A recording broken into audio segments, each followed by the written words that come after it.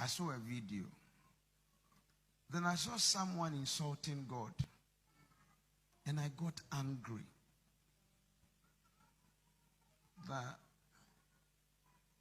why would a person insult God because of this?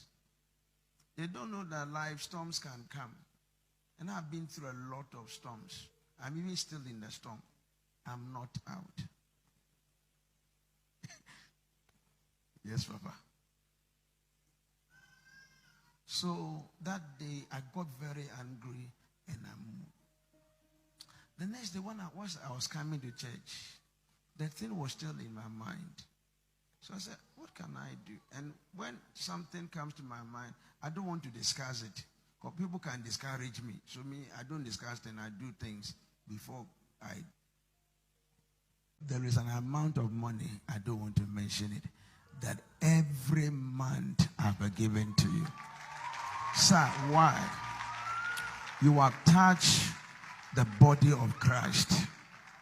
You have fought for the kingdom.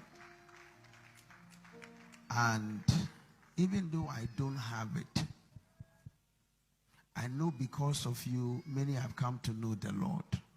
The little we can do, we will do it for the sake of Christ. The Lord bless you.